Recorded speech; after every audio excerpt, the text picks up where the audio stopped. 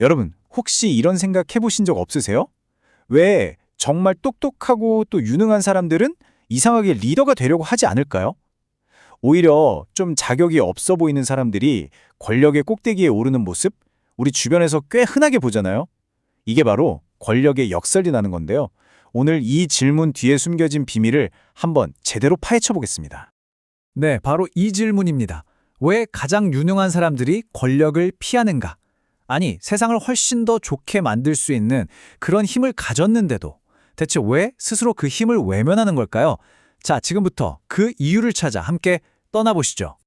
자, 여기 이 문장 한번 보세요. 시스템은 내다볼 수 있는 사람이 아니라 예측할 수 있는 사람에게 보상한다. 이게 무슨 말이냐면요. 사회라는 거대한 기계는요. 막 혁신적인 천재보다는 그냥 묵묵히 자기 자리에서 제 역할을 하는 예측 가능한 부품 같은 사람을 더 좋아한다는 거예요. 바로 이 지점에서 진짜 현명한 사람들의 고민이 시작되는 겁니다. 근데 사실 이 권력의 역설이라는 게 뭐 오늘 내일의 이야기는 아닙니다. 시간을 거슬러 올라가 보면 무려 2000년 전, 고대 그리스의 철학자 아리스토텔레스도 똑같은 문제로 엄청나게 고민을 했더라고요. 그리고 정말 놀라운 통찰을 남겼습니다. 아리스토텔레스는 지혜를 딱 두 가지로 나눴어요. 여기 왼쪽에 보이는 소피아. 이건 뭐랄까? 진리 그 자체를 탐구하는 순수한 지혜예요. 우주의 원리가 뭘까? 무엇이 진짜 옳은가? 이런 걸 파고드는 거죠. 반면에 오른쪽의 프로네시스는 아주 현실적인 지혜입니다. 사람들을 어떻게 이끌고 어떻게 다룰 것인가?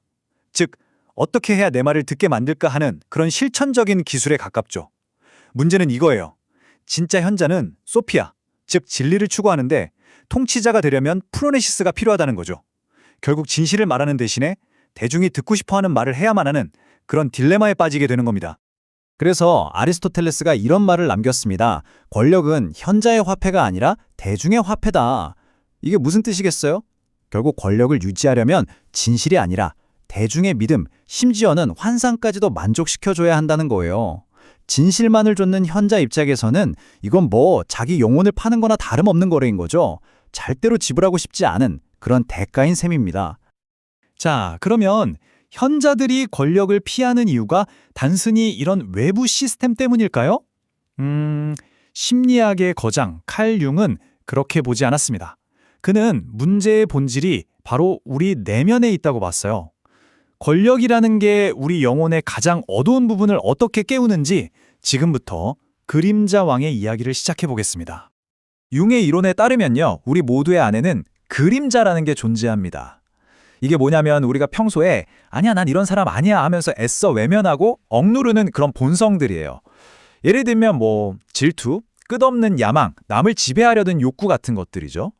평소에는 이게 그냥 얌전히 잠들어 있는데 권력이라는 열쇠가 딱 주어지는 순간 이 그림자가 깨어나서 우리 자신을 통째로 삼켜버릴 수 있다고 융은 아주 강력하게 경고했습니다.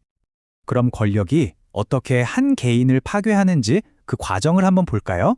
자, 첫 단계, 권력이 내면에 잠자고 있던 그림자를 깨웁니다. 그리고 두 번째, 자아가 막 부풀어 올라요. 마치 자신이 뭐든 할 수 있는 전능한 존재가 된 것처럼 착각하게 되는 거죠. 세 번째 단계는 가면을 쓰는 겁니다. 다른 사람들의 기대를 만족시키려고 진짜 내 모습은 뒤에 숨겨버리는 거예요. 그리고 마지막 단계는 망각입니다. 결국 그 가면이 진짜 내 얼굴인 줄 알게 되고 원래 나는 누구였는지조차 까맣게 잊어버리는 그런 비극적인 결말을 맞게 되는 거죠. 지금까지 들으신 아리스토텔레스나 융의 이야기가 그냥 좀 오래된 옛날 이야기처럼 들리시나요? 그런데 놀라운 건요, 현대 뇌과학이 이 철학자와 심리학자의 경고가 그냥 비유가 아니었다는 걸, 이게 진짜 과학적 사실이었다는 걸 똑똑히 증명해내고 있다는 겁니다.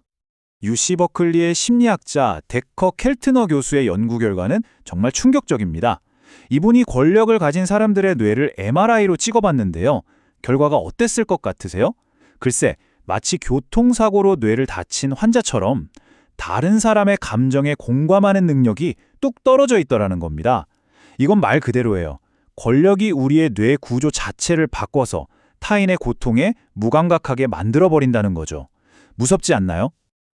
근데 여기에 더닝크루거 효과라는 게 더해지면 상황이 정말 심각해집니다. 이게 뭐냐면 쉽게 말해서 잘 모르는 사람일수록 자기가 엄청 잘한다고 착각하는 현상이에요. 바로 이 근거 없는 자신감, 이 근자감이 이들을 권력을 향해 막 돌진하게 만드는 겁니다. 반면에 진짜 유능한 사람들은 어떨까요? 자기가 뭘 모르는지 정확히 알아요. 그래서 신중해지고 리더가 되는 걸 주저하게 되죠. 결국 어떻게 되느냐? 우리는 목소리 크고 가장 자신감 넘치는 사람을 리더로 뽑게 되는데 안타깝게도 그 사람이 사실은 가장 무능한 사람일 확률이 높다는 이런 기막힌 아이러니에 빠지고 마는 겁니다. 자, 그럼 이런 질문이 생기죠. 그럼 현자들은 그냥 권력이 무서워서 도망치는 겁쟁이들인가? 절대 아닙니다. 그들의 거부는요, 나약함의 표현이 아니에요. 오히려 그 반대입니다. 가장 높은 차원의 힘, 바로 자기 내면의 왕좌를 지키기 위한 가장 궁극적인 형태의 강인함인 거죠. 여기서 우리가 이야기한 두 가지 권력을 한번 비교해 볼게요. 먼저 다른 사람을 지배하는 외부의 권력. 이건 다른 사람의 박수갈채나 인정에 기대야만 유지되기 때문에 늘 불안하고 깨지기 쉽습니다. 하지만 자신에 대한 권력, 즉 내면의 힘은 어떨까요? 이건 그 누구의 허락도 필요 없어요. 오로지 나 자신에게서 나오는, 그래서 영원하고 흔들리지 않는 힘이죠. 결국 하나는 남들의 환상에 복종하는 노예가 되는 길이고 다른 하나는 진정한 나를 찾아가는 주인이 되는 길입니다. 철학자 니체가 이 모든 상황을 딱 한 문장으로 정리했습니다.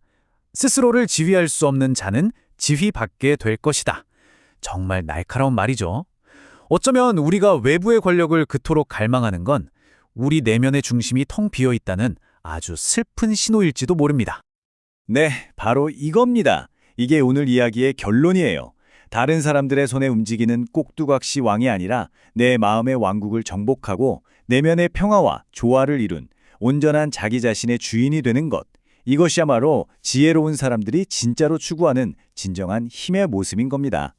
그래서 마지막으로 여러분께 질문 하나를 던지면서 마무리하겠습니다. 더 이상 권력이 필요 없는 사람이야말로 진정으로 권력을 가진 사람이라면 진짜 왕좌는 대체 어디에 있는 걸까요? 어쩌면 그 답은 저 높은 곳이 아니라 바로 우리 각자의 가장 깊은 내면 어딘가에 숨겨져 있는 건 아닐까요?